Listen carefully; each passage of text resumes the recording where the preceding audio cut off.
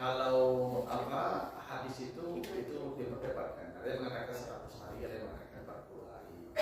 Nah, tapi begini, kita ini semua kita, Bapak Ibu, ada daun nama kita di arsy.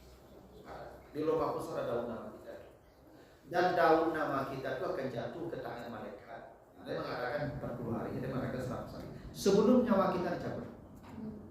Jadi malaikat itu sudah tahu bahwa ini orang akan mati. Tapi menunggu perintah waktunya kapan. Tapi 40 hari menjelang dia mati sudah jatuh namanya. Jadi mereka sudah siap siaga.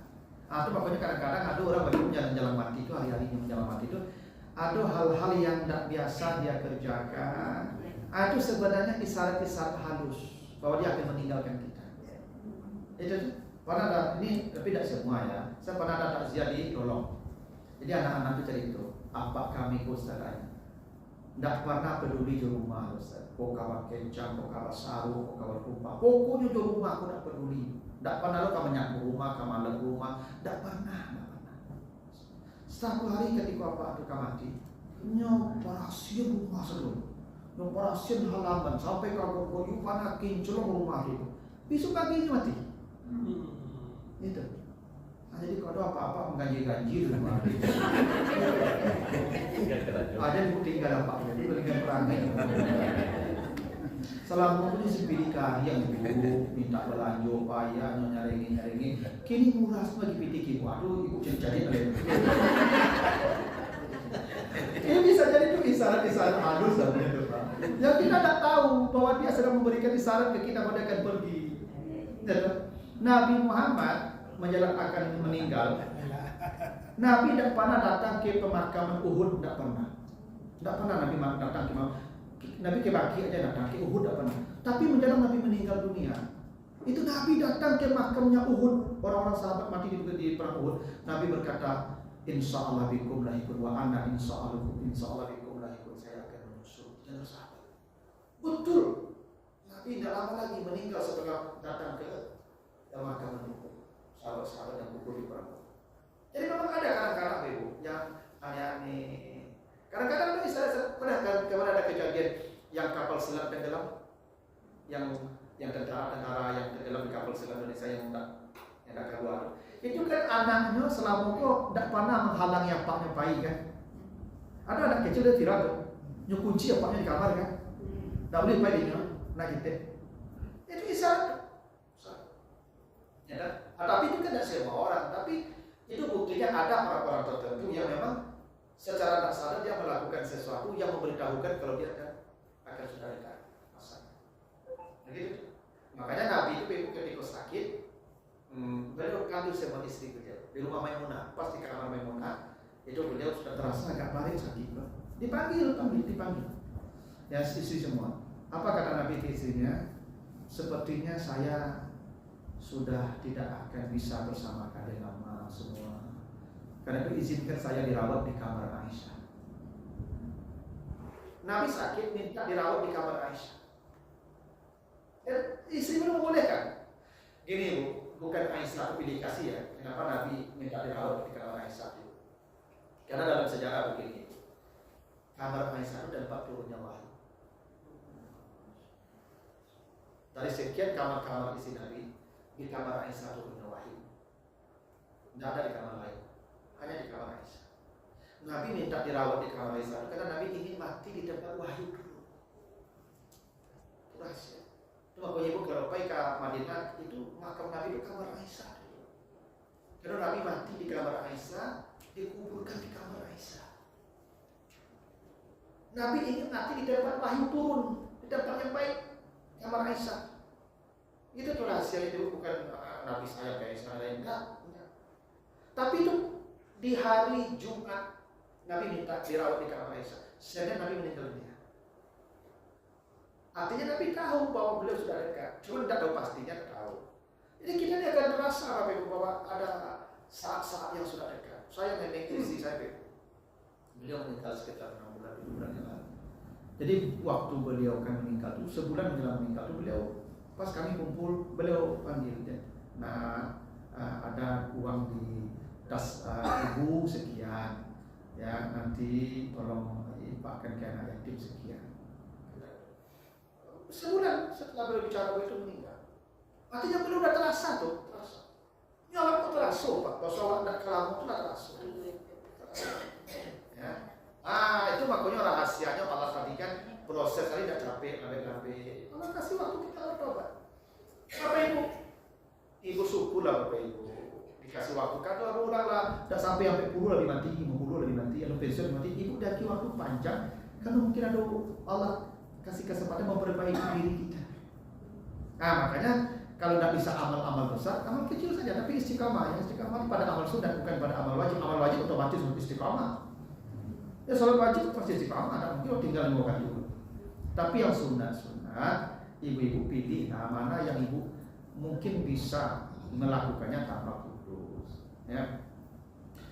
Terakhir ibu ya, saya kemarin di waktu COVID ya, itu ada di Padang Baru, saya takziah, ada ibu-ibu meninggal di Padang Baru berjamaah saya di musim ini tuh. Beliau yang Fafi Ketering, ibu paham ya, Fafi Ketering. Ibu Fafi, ya, beliau meninggal tuh waktu saya takziah, anak beliau cerita dulu. Jadi kata anak beliau, ya kurang lebihnya begitu, ya saya tidak persis tapi ceritanya begitu. Jadi ibu tuh meninggalnya itu menjelang subuh jam 4 jam subuh. Beliau siang mau diajak ke rumah sakit, beliau tidak mau, karena beliau di sini saja ya, beliau satu rumah sakit. Tapi beliau sadar bahwa beliau akan pergi di sini saja, jangan bawa orang ke rumah sakit, sini saja. Nah jam 3 itu beliau panggil anaknya, nah sini ya, kenapa Ma? Tolong dibuka pintu rumah kita ya, buka pintu rumah kita. Anak-anaknya kaget jam 3 pagi, nah kok bisa dibuka pintu rumah tengah malam jam 3 orang datang. Itu banyak tamu di luar, suruhlah mereka masuk. Anaknya kaget, ibu, tidak ada orang tamu. Kecil anaknya, tidak ada orang tamu malam. Buka saja, buka. Dibuka, anaknya batu dibuka. Hidupkanlah pulang rumah kita ya, biar terang. Karena tidak enak tamu kita ramai, masa kita gelap. Beliau bicara itu antara sadar dan tidak, tapi itu yang kita. Lalu jam 4 kurang itu beliau minta miring ke kanan, tolong mama miringkan ke kanan ya, miring ke kanan. Beliau baca sendiri Pak, meninggal. Kata anak-anak beliau, ibu kami ini sudah setelah ayah kami meninggal, beliau tidak ada urusan lagi dengan urusan dunia ada. Beliau tinggal memang beribadah. Dan kata anak-anak beliau bertahun-tahun Pak Ustaz, ibu kami ini setiap 3 hari khatam Quran, sehari 10 juz. Karena hari-harinya begitu saja, tidak ada yang lain. Dan terakhir menjelang beliau meninggal, kami yang menghatamkan karena nafas beliau sudah selesai. Itu yang dikatakan Allah tadi, orang yang istiqamah turun para malaikat. Kita tidak melihat, kita tidak melihat. Dia yang melihat, turun mereka maka semua masuk. Nah itu buktinya ini. Memang ada malaikat turun di waktu dia akan sadar di surga. Lihatlah. Begitu dia lihat, ya sudah pergi. Itu indahnya Bapak Ibu ya. Nah, makanya tadi yang saya katakan, waktu mati, tempat mati, sebab mati sudah Allah takdirkan. Tapi cara mati desain sendiri. Apa desain sendiri cara mati? Karena bedanya ada wan nazi'at, ada wan nasyi'at. Tidak satu pilihannya, 2. Yang kasar atau yang lembut? Terserah. Nah, itu Bapak Ibu ya prosesnya. Jadi istiqamah itu pada amal-amal yang istri Fir'aun itu. Istri Fir'aun itu ada tahajud, ada puasa sunat. Tapi istri Fir'aun diceritakan di surah At-Tahrim ayat yang ke-10 itu. Dia wanita yang dipertontonkan surga di hari matinya. Istananya dipertontonkan di surga. Kenapa? Dia istiqamah. Dia dapat suami Fir'aun, tapi dia istiqamah. Kalau disakiti suaminya, dia hanya berkata, ya Allah bangunkan saya istana di surga. Hanya itu, dia doa itu saja. Setiap suaminya menyakiti dia hanya berkata, bangunkan saya istana ya Allah. Ibu kalau mau begitu juga, misalnya ada apa istana ya Allah. Dosa ini aja dari istana. Ibu jauh, mati payah. Ibu baca doa ada deh, Rabbi berdiri indaka dan fil jannah. Ya Allah bangunkan saya istana. Itu doa istri Fir'aun itu diabadikan. Dibaca di surah At-Tahrim ayat 10 itu. Diabadikan. Untuk kalau bapak, kalau ibu ketemu jodoh, ketemu pasangan atau suami yang seperti Fir'aun. Ada ibu dan suami cuci Firaun. Nah, tuh cuci Firaun tuh. Padahal cuma nyaringin itu baca doa tadi. Nah, kalau ibu istiqamah, kan istiqamah dan selalu amal yang aktif. Ada amal pasif. Apa amal pasif? Sabar. Sabar itu amal pasif gitu. Makanya nanti baca di Az-Zumar ayat 10. Ya, Az-Zumar 10. Innama yuwaffas sabiruna ajrahum bighairi hisab. Orang sabar itu pahalanya tanpa hisab. Lebih hebat kalau tahajud malah sabar itu. Orang sabar pahalanya tanpa hisab. Itulah amalnya istri Fir'aun, sabar.